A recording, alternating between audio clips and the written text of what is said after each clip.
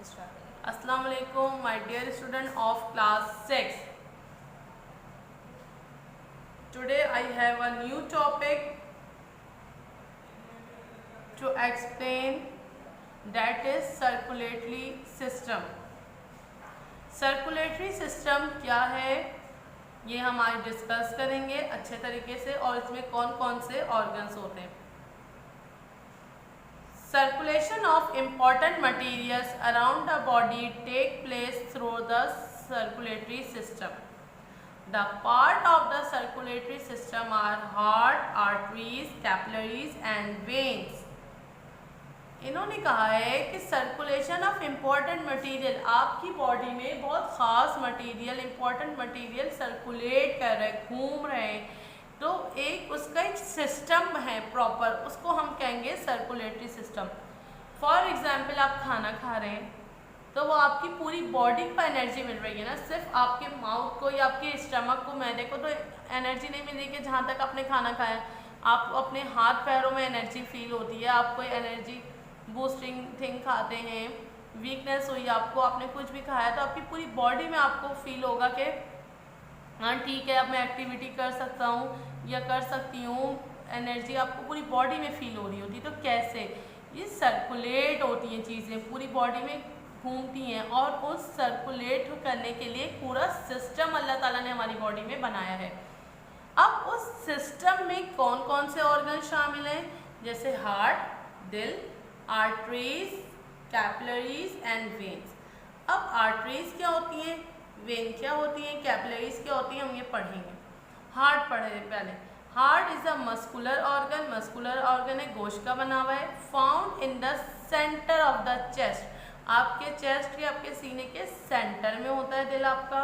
It has 4 chambers, इसके 4 chambers हैं, 4 part हैं. द अपर 2 चैम्बर्स और आर्ट्रिया आर थिन वॉल्ड, ऊपर के 2 चैम्बर्स क्या कहलाते हैं, एट्रिया और थिन वॉल्ड होते हैं, पतली वॉल होती है उनकी. और while the lower 2 chambers of ventricles are thick wall, जो नीचे के 2 हिस्से होते हैं उसे हम कहते हैं वेंट्रिकल्स, जो कि थिक वॉल के होते हैं. By the pumping action of the heart, आप सबको पता है हार्ट क्या करता है, पंप करता है.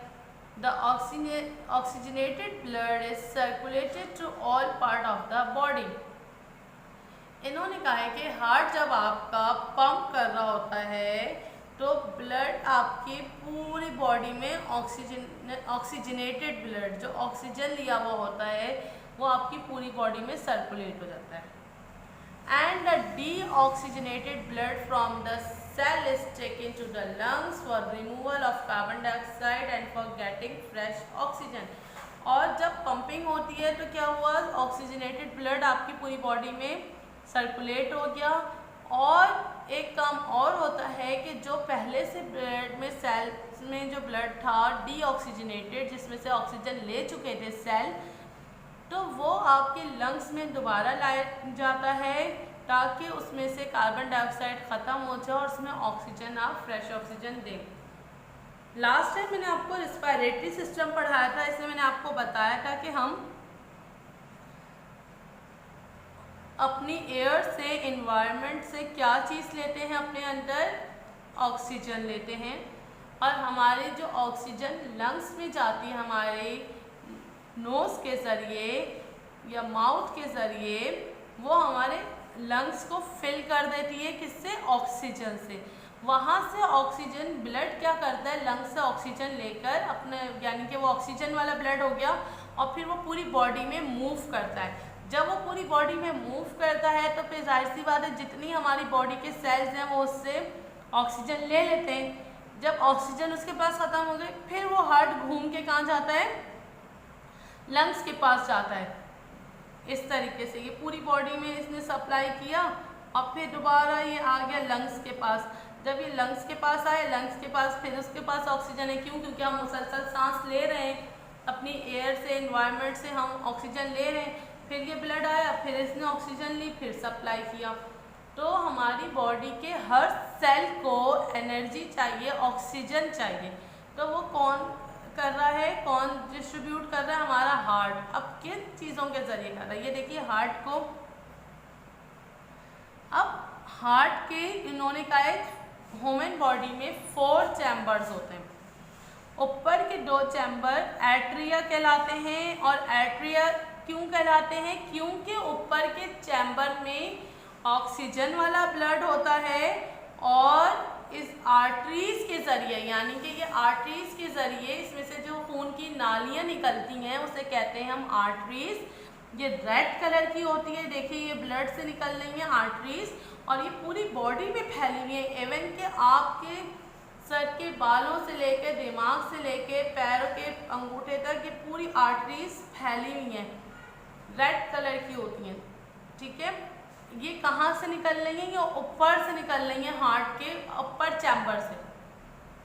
अच्छा, जो नीचे के 2 चैम्बर होते हैं हार्ट के, आपको एक लग रहा है, बीच में से इसमें एक और पोर्शन बना होता है। नीचे के 2 चैम्बर कहलाते हैं वेंट्रिकल्स। यहाँ पे क्या होता है कि वो डीऑक्सीजनेटेड ब्लड होता है जो पूरी बॉडी से वापस आ रहा होता है, जिसे हम कहते हैं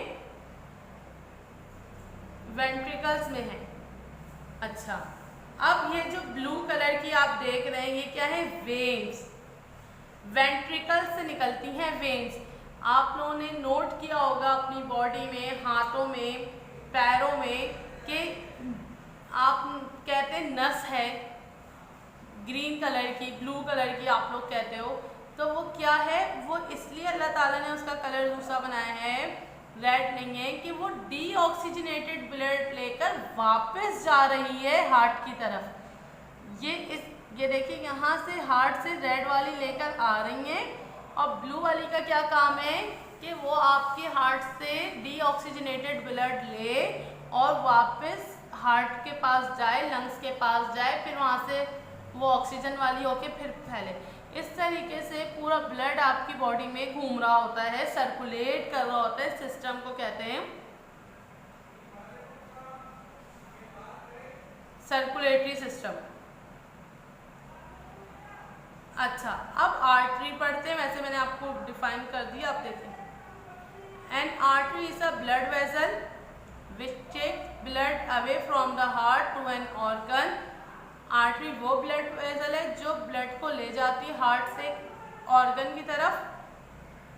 for example the renal arteries take blood to the kidney. जैसे रीनल आर्टरीज हैं, वो ब्लड कहाँ ले जा रही हैं? किडनीज की तरफ। When, a vein is a blood vessel that takes blood from an organ to the heart.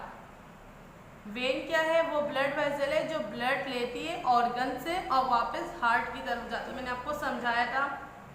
For example the renal vein bring deoxygenated blood back to the heart. Renal vein क्या करती है? Deoxygenated blood लेकर heart के पास दोबारा आती है। Capillaries क्या होती हैं? कैपिलरीज वो बारीक बारीक खून की नालियाँ होती हैं जो आर्टरीज और वेन को आपस में मिलाती हैं। Capillaries are very thin walled blood vessels which form a connection between an artery and a vein in an organ. Capillary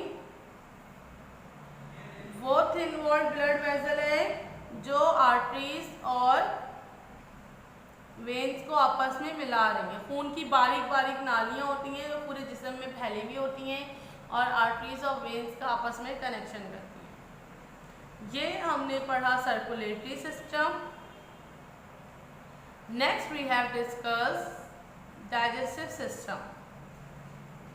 digestive system माने हजम का निज़ाम। Digestion is the process by which insoluble foods such as protein, fats and carbohydrates are broken down by the action of enzyme into simple soluble substances.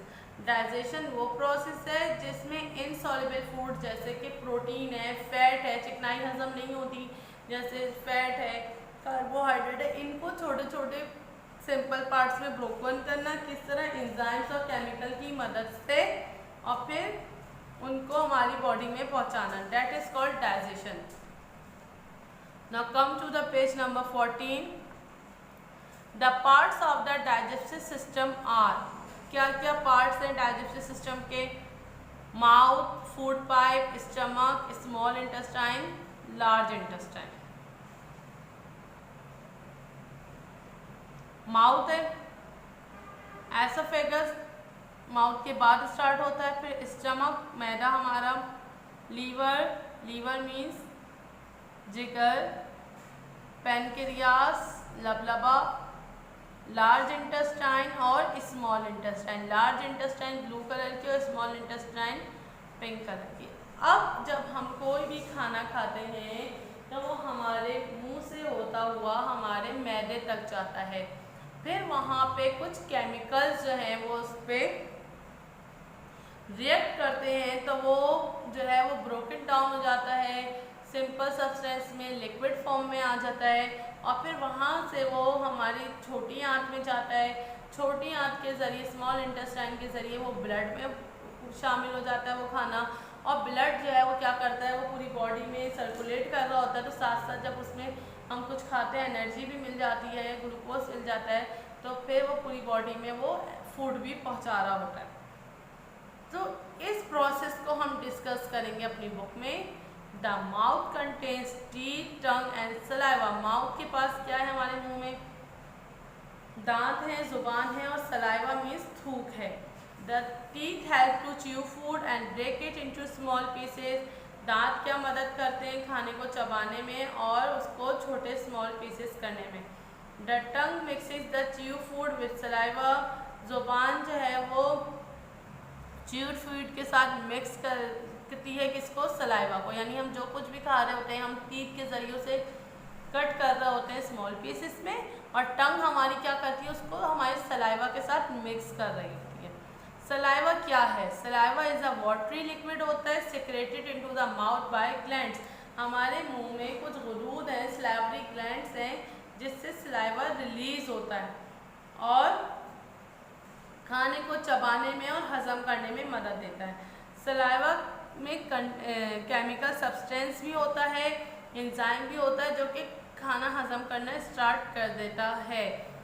तो अब यानी मुंह में ही आपके डाइजेशन स्टार्ट हो गई, फूड जो है वो स्मॉल पीसेस में हो गया, सलाइवा की मदद से थोड़ा वाटरी लिक्विड वाला भी हो गया और डाइजेशन स्टार्ट हो गया। अब एक हमारी आपने सुना होगा ग़िज़ा की नाली होती है, खाने की नाली, सांस की नाली होती है, इस तरह ग़िज़ा की नाली होती है, तो हम उसे कहते हैं फूड पाइप या फिर एसोफेगस। जो खाना हम मुंह में खाया हमने वो ब्रोकन डाउन हुआ पीसेस में, थोड़ा वाटरी बना, वो एसोफेगस में आ जाता है, यानी एक नाली के ज़रिए वो स्टमक में जाता है। यानी जो भी खाना हमारे मुंह से हमारे मैदे में जा रहा है वो एक पाइप के ज़रिए जा रहा है, तो हम उसे कहते हैं एसोफेगस। अब हमारा खाना मैदे में आ गया, स्टमक में आ गया। स्टमक इस मस्कुलर बैग, एक गोश्त का बैग है, यानी मस्कुलर मतलब गोश्त से बना हुआ है। हड्डी बोनी नहीं है, बोनी होता तो हम कहते हैं हड्डियों का बना हुआ एक स्ट्रक्चर है, मगर वो मस्कुलर बैग है। Which store food for some time, वो अपने पास खाना रखता है कुछ देर के लिए। Gastric juice, a colourless fluid secreted bye glands lining the inside of the stomach, act on protein and changes it into digestible form। Gastric juice एक colourless liquid होता है जो हमारे मैदे से निकलता है, केमिकल है, वो केमिकल निकल रहा है, ग्लैंड से निकलता है। स्टमक में ही ऐसे गुरूद होते हैं, जिस तरह हमारे मुंह में सलाइवा आ रहा है, खुद ब खुद थूक आ रहा है, इसी तरह मैदे में भी कुछ केमिकल आ रहे हैं, कुछ जूसेस आ रहे हैं जिसको हम एंजाइम्स कहते हैं। वो उस क्या करते हैं, वो खाने को ऊपर रिएक्ट करते हैं, खाने को सॉफ्ट बनाते हैं और डाइजेस्टेबल फॉर्म में बनाते हैं, उसको स्मॉल पीसेस में करते हैं, वो कहलाते हैं गैस्ट्रिक जूसेस। हमारे मैदे में पहले से कुछ केमिकल्स होते हैं जो खाने को ब्रोकन डाउन करते हैं। नेक्स्ट आ जाती है स्मॉल इंटेस्टाइन। स्मॉल इंटेस्टाइन का क्या काम होता है? जो कुछ भी यानी कि डाइजेस्टेड फूड होता है, हमारे सलाइवा मिला हुआ, हमारे गैस्ट्रिक जूसेस मिले हुए डाइजेस्ट हो रहा है ना वो फूड तकरीबन, फिर वो आ जाता है स्मॉल इंटेस्टाइन में। स्मॉल इंटेस्टाइन में दो जगह से और जूसेस आ रहे हैं। एक आ रहा है लीवर से, लीवर माने जिगर से। लीवर जो जूस दे रहा है, एंजाइम दे रहा है, केमिकल दे रहा है, उसे हम कहेंगे बाइल। बाइल जूस कहेंगे, और एक पैनक्रियास लबलबा हमारा एक जूस दे रहा है जिसे हम कहेंगे पैनक्रियाटिक जूस। ये दोनों मिल के फूड पे और ज़्यादा रिएक्टेंट करते हैं, तो फूड और भी जो है वो सॉफ्ट हो जाता है, डाइजेस्ट हो जाता है, कम्प्लीटली ग्लूकोज फॉर्म में, लिक्विड फॉर्म में आ जाता है। जो कुछ भी आप खाना खाते हैं वो आपके बॉडी में लिक्विड फॉर्म में लगता है। क्यों? क्योंकि जाके वो लिक्विड बन के ब्लड में शामिल हो जाता है, और ब्लड जहाँ जहाँ सर्कुलेट होता है वो एनर्जी भी आपकी सर्कुलेट हो जाती है। तो इसी वजह से स्मॉल इंटेस्टाइन में दो मज़ीद केमिकल्स एंजाइम्स आए। कहाँ से? लीवर से लीवर का बाइल जूस, और पैनक्रियास से पैनक्रियाटिक जूस आया, और ब्लड वो उसको डाइजेस्ट कर दिया। फिर डाइजेस्टेड फूड जो है बारीक बारीक खून की नालियाँ होती हैं स्मॉल इंटेस्टाइन में, उसमें जाके एब्जॉर्ब हो जाता है, इसे विलाई कहा जाता है, और फिर वहाँ से वो जो है जब खून में शामिल हो गया तो पूरी बॉडी में सर्कुलेट हो जाएगा। ये स्मॉल इंटेस्टाइन का फंक्शन है। लार्ज इंटेस्टाइन का फंक्शन ये है कि स्मॉल इंटेस्टाइन से फूड जो कुछ हजम नहीं हुआ, जो ब्लड में शामिल नहीं हो सका, जो वेस्ट मटेरियल है, वो आ जाता है बड़ी आंत में। बड़ी आंत में आके वहाँ पे जो कुछ उसके अंदर पानी है और सॉल्ट है वो एब्जॉर्ब हो जाता है, और जो बाकी अनडाइजेस्टेड फूड है वो बड़ी आंत में रहता है, और फिर उसके बाद वो हमारी बॉडी से निकल जाता है एक ओपनिंग के ज़रिए जिसे हम कहते हैं एनस। इस तरीके से हमारी बॉडी में ये डाइजेशन होती है, स्टार्ट माउथ से और एनस पे ख़त्म होती है। और इस तरीके से हमारी बॉडी में जो कुछ हजम नहीं हुआ वो होता, हमें वेस्ट मटेरियल होता है, वो हमारी बॉडी से पास आउट हो जाता है बाहर। ये मैंने आपको बहुत डिटेल में किया digestive system. In the next video we will discuss excretory system of our body। हर एक चीज़ का एक सिस्टम है, खून लाने ले जाने का एक सिस्टम है, खाना हजम करने का एक सिस्टम है, एक्सक्रीट करने का एक सिस्टम है। तो हमने तीन सिस्टम डिस्कस कर लिए, respiratory, circulatory and now digestive system discuss कर लिया। एक्सक्रीटरी सिस्टम, इससे पहले मैंने आपको digestive system, circulatory system, respiratory system पढ़ाया। आज मैं आपको एक्सक्रीटरी सिस्टम पढ़ाऊंगी। The process of removing harmful and poisonous waste substances produced by the body is called excretion. वो प्रोसेस जिसमें से बॉडी से हमारे नुकसानदेह और जहरीले मादे बॉडी से बाहर निकल जाएं, उस प्रोसेस को कहते हैं excretion. Removing harmful and poisonous substance from the body. Lungs and kidney are the main excretory organ of the body. Lungs यानी फेफड़े और किडनी माने गुर्दे हमारे मेन एक्सक्रीटरी ऑर्गन है, यानी इनका बहुत इम्पॉर्टेंट रोल है। ये एक्सक्रीट करते हैं। जैसे डाइजेस्टिव सिस्टम में जो पार्ट बॉडी का, जैसे ये पिक्चर है, जो पार्ट डाइजेशन में हेल्प करता है, हिस्सा लेता है, रोल अदा करता है डाइजेशन में, वो डाइजेस्टिव ऑर्गन है। ठीक है।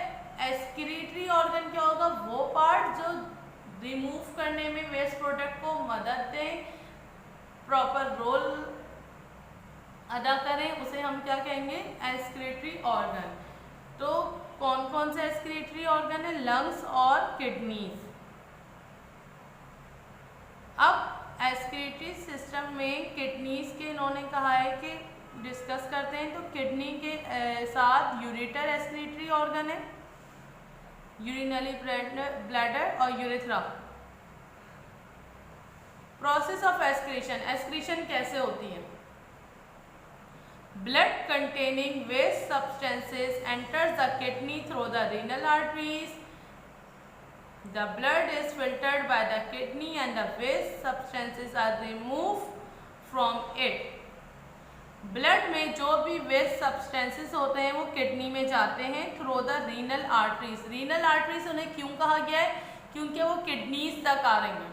किडनीज तक जो खून की नालियाँ आ रही हैं, आर्टरीज आ रही हैं, उसे हम रीनल आर्टरी कहेंगे, रीनल किडनी की वजह से कहेंगे, किडनी तक आ रही हैं।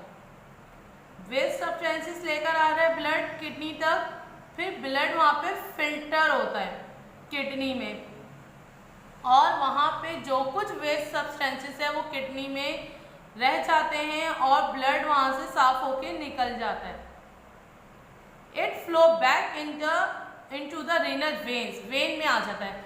आपको मैंने बताया था कल ही सर्कुलेटरी सिस्टम में कि जो भी ब्लड होता है वो खून लेकर आ रहा होता है, वो आर्टरीज से आ रहा होता है, और जो ब्लड लेकर जा रहा होता है वो वेन्स से जा रहा होता है। तो जब ब्लड जो है वो लेकर आया वेस्ट सब्सटेंसेस और फिल्टर हो गया किडनी के थ्रू, जब वो किडनी से बाहर निकला ब्लड और वापस हार्ट की तरफ जाएगा तो वो वेन्स में जाएगा। तो वो रीनल वेन्स क्यों कह रहे हैं? क्योंकि ये किडनीज की वेन है, that is called renal veins. Waste substances along with the excess water pass down the ureter into the urinary bladder.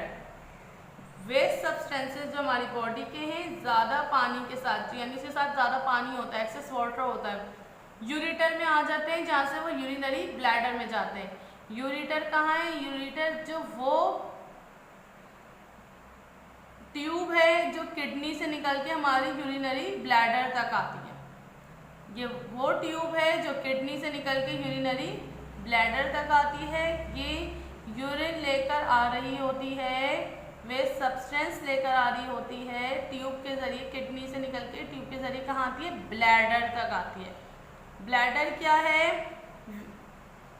Where it is store for some time in the form of urine. Urine की form में bladder में कुछ देर store रहता है ये waste substance. जब ये kidney से निकला, ये यूरिन की फॉर्म में आ गया, ट्यूब के जरिए ब्लैडर तक आता है। ये यूरेटर ट्यूब होती है, और ब्लैडर क्या होता है? बैग होता है जिसमें यूरिन स्टोर होता है।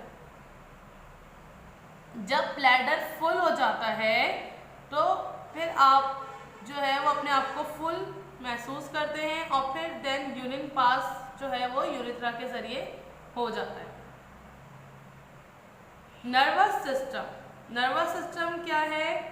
Nervous system control and coordinates all part of the body. It is made up of specialized cells called neurons, which have the ability to carry message from one part of the body to another. Nervous system पूरी body को control और coordinate करता है। अब जिस तरीके से blood की मैंने आपको बताया था, पूरी बॉडी में आर्टरीज और वेन्स का एक सिस्टम है जो ब्लड पूरी बॉडी में सप्लाई कर रहा है।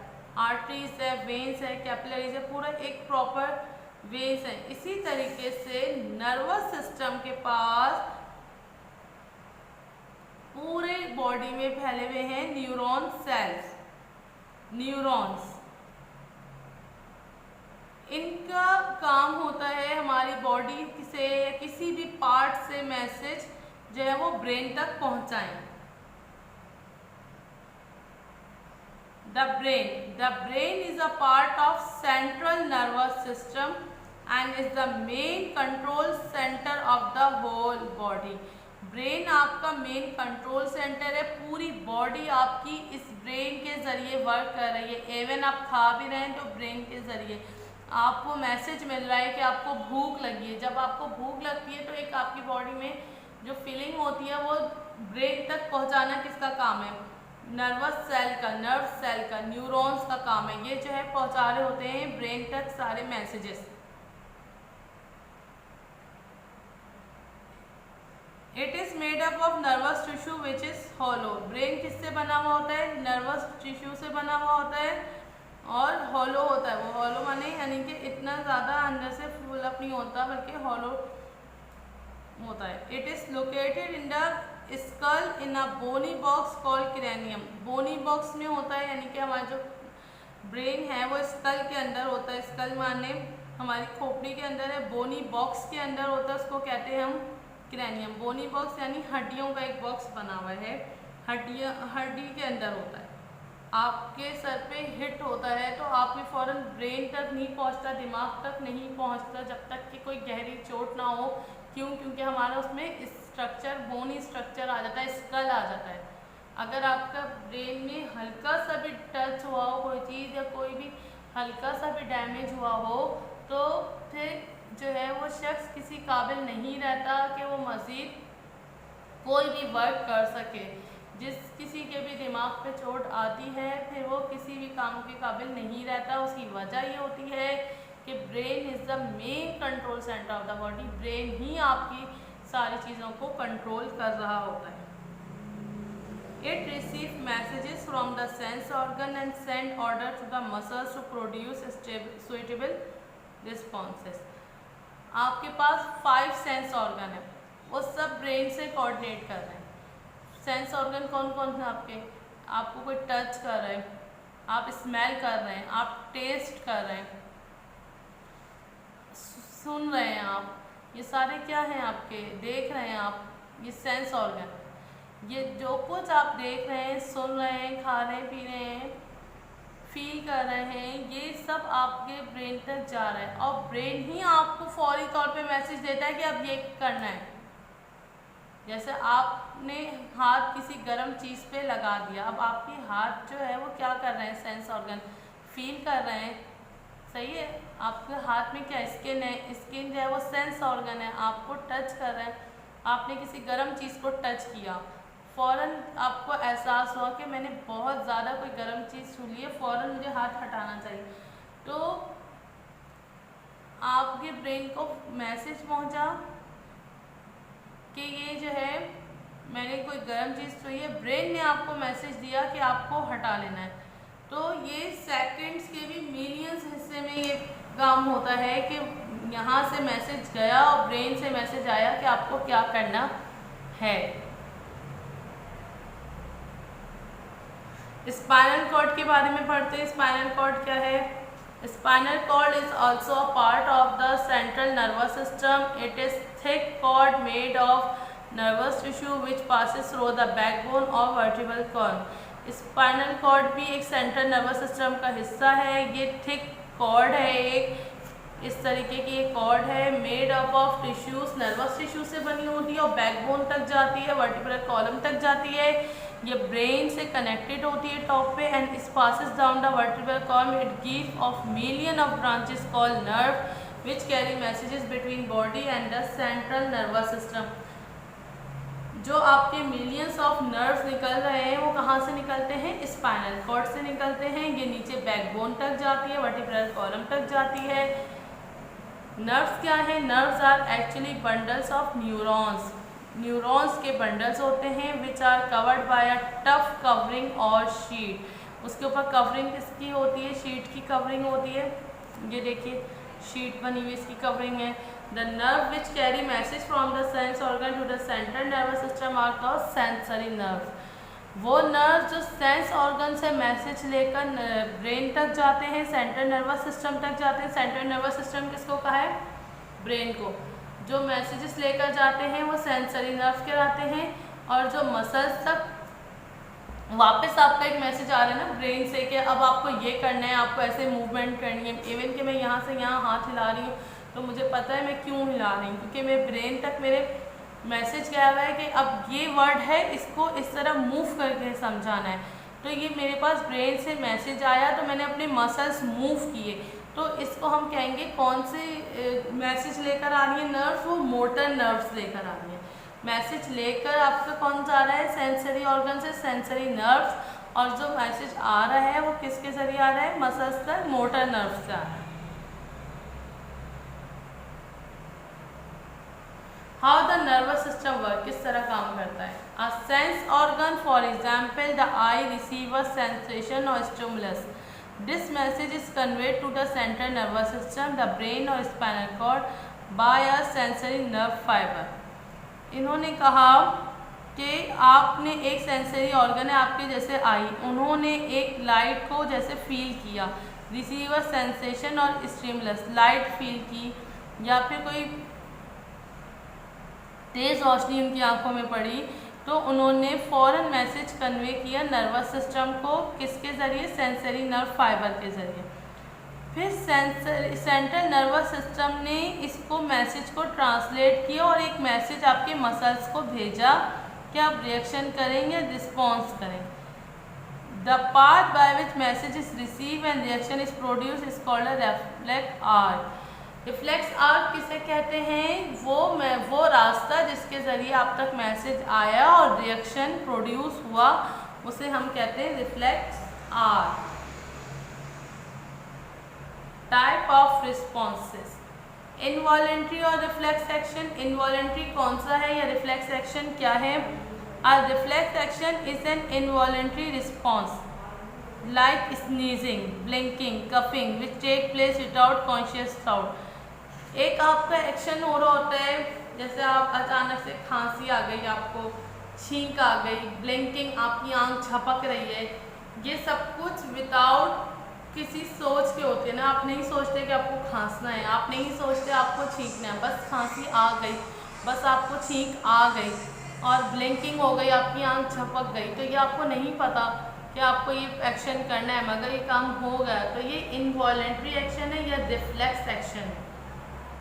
और वॉलेंट्री एक्शन क्या होता है? जो आपके अपने कंट्रोल में होता है, तो आपको पता होता है कि आपको स्पीक करना है, आपको बोलना है, आपको चलना है या फिर आपको भागना है, आपकी अपनी मर्जी से हो रहा है, विथ योर ओन विल।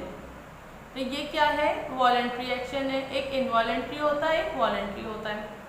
यहाँ पे मैंने आपको अच्छे तरीके से नर्वस सिस्टम अंडरस्टैंड करवा दिया। And we have completed our unit number 2 ऑल्सो। Now come to the page number 19. Here is the exercise number 2, fill in the blanks.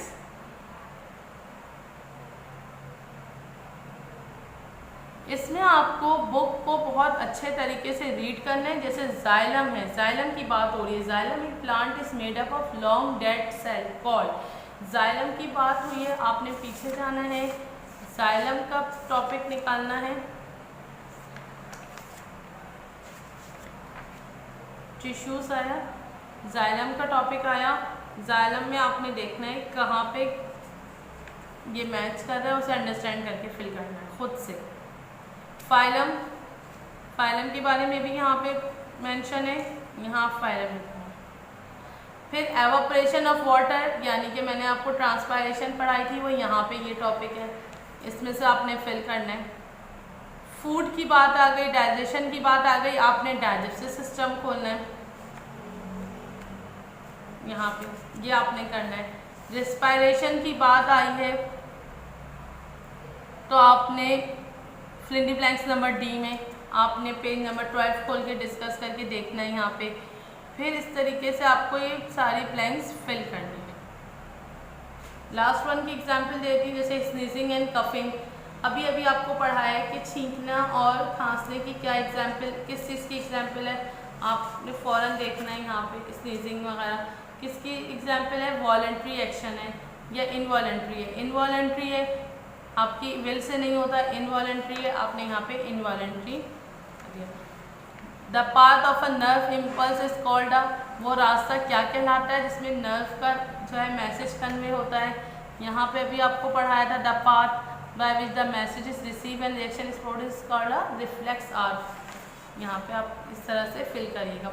ये एक्सरसाइजेस आपने खुद योर ओन फिल करनी है with the help of videos and reading a chapter very carefully.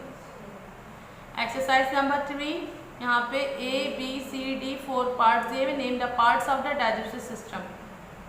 A part आपको क्या दिया हुआ है, ये क्या कहलाता है, B क्या है, C क्या है, D क्या है।